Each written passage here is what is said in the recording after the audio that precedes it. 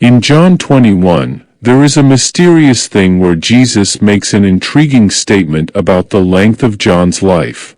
The video has captured the imaginations of believers for over a millennium and has caused people to wonder. Is John still alive today?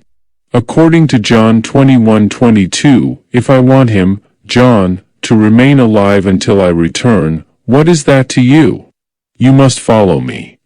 This statement sparked my class's middle school imagination. Does this mean John is still alive today? Surprised face, we asked with eyes full of wonder. As if he had anticipated the question, without missing a beat, our teacher replied, "It's possible." This statement left us mystified, and for about a week, we debated the possibility.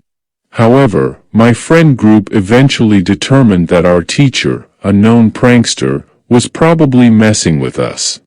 Although the notion that John could still be alive today seems ridiculous to most, a surprisingly large number of people entertain the possibility. Some religious organizations have even gone so far as to make it an official part of canonical teaching.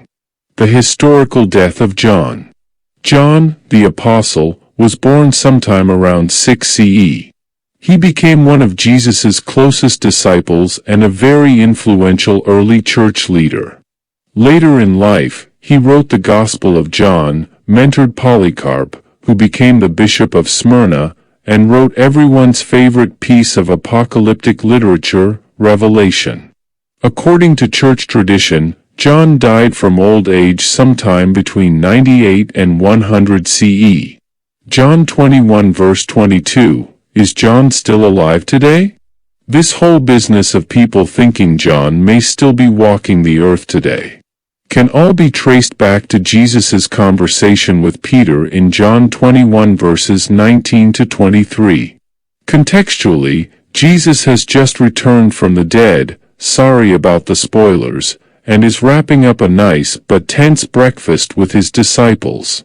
As they begin getting ready to move on, Jesus casually informs Peter that he will die a martyr's death. Peter is understandably taken aback by this, turns to John, and asks for information about his death. Jesus, understanding the disgruntled disciple had missed the point, answered with a question. According to John 21:22-23, if I desire that he stay until I come, what is that to you? You follow me. This saying therefore went out among the brothers, that this disciple wouldn't die. Yet Jesus didn't say to him that he wouldn't die, but, if I desire that he stay until I come, what is that to you? The three interpretations of John 21 verse 22. The language in John 21 verse 22 is relatively flexible. In other words, it could be a literal prediction of the future or an illustration designed to make a point. Due to this ambiguity, there are several interpretations of Christ's words.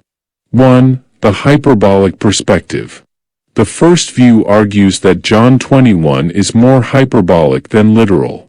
This interpretation argues that Jesus used exaggerated/illustrative language to make a point about Peter's attitude. This interpretation is primarily held by people who believe that John died sometime around 98 CE. Although Jesus doesn't know when the world will end, Mark 13 verse 32, he did know how his disciples would die. Consequently, proponents of this view argue that John's historical death prevents a literal interpretation of Jesus' words from making any sense. Some also argue that Jesus would have used more explicit language if he had intended to make a claim about future events. For example, the phrase, "Why does it matter to you that he will stay until I come?" is less ambiguous than, "If I desire that he stay until I come, what is that to you?" From what I can tell, most Christians hold the hyperbolic view, and it seems to be the default position of most, if not all, denominations. 2. The preterism perspective. Others suggest that John 21 verse 22 was a prediction of future events, but that his statement, "If I desire that he stay until I come," was referencing the destruction of Jerusalem instead of Christ's return at the end of time. This view is based on a relatively obscure belief often associated with the eschatological view preterism.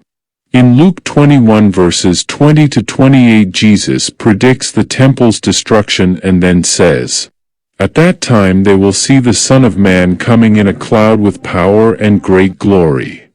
Typically verse 20 to 24 are thought to be about the destruction of Jerusalem, while 25 to 28 are about Jesus' return at the end of time. However, some preterists believe all New Testament prophecies found fulfillment before the end of the 1st century. Because of this idea, they argue that verses 25 to 28 claim the second coming would happen during the destruction of Jerusalem. Although this view is the least popular, it strikes an interesting middle ground between literal and non-literal interpretations that is worth noting. 3. The literal perspective. The final interpretation also takes Jesus' words very literally. However, proponents of this view believe that Jesus' second coming will be at the end of time. Consequently, they propose John has been walking the earth for the last 2,000 years. The Mormon Church. The most prominent group that promotes this view is undoubtedly the Mormon Church. In Mormonism, the modern-day physical existence of John is not just a possibility, it's a fact. Aside from the Book of Mormon, the LDS Church has another collection of authoritative writings called the Doctrines and Covenants. According to BYU, Brigham Young University, these are a compilation of revelations, most of which were received by the prophet Joseph Smith for the establishment and governance of the kingdom of God in the latter days. It is a standard work of the Church and functions as its open, ever-expanding, ecclesiastical constitution. Section 7 of the Doctrines and Covenants says Joseph Smith and Oliver Cowdery asked God to tell them the truth behind John 21 verse 22 through the Urim and Thummim. God then gave Smith a revelation where he revealed an extra-biblical conversation Jesus allegedly had with John.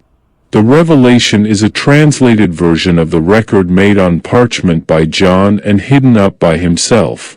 1 And the Lord said unto me, John, my beloved, what desirest thou? For if you shall ask what you will, it shall be granted unto you.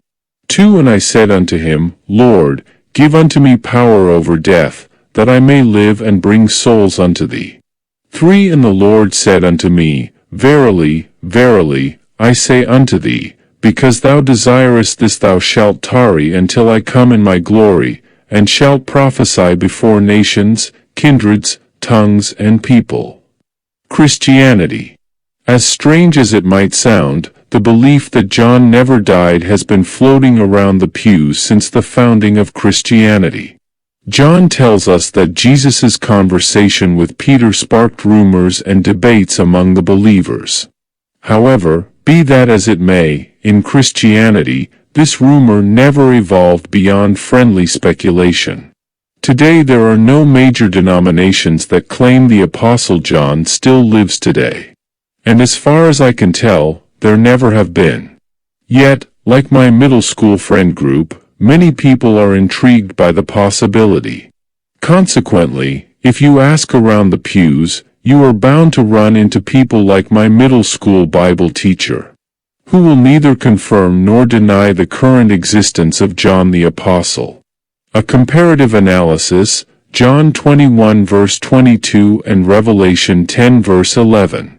Let's take a closer look at the intriguing passages of John 21 verse 22 and Revelation 10 verse 11. In John 21 verse 22, Jesus speaks to Peter about John saying, If I want him to remain alive until I return, what is that to you? You must follow me. An enigmatic statement, don't you agree? What could Jesus have meant by this? Some interpret this as a reference to John's extended lifespan, potentially even up to the return of Jesus himself.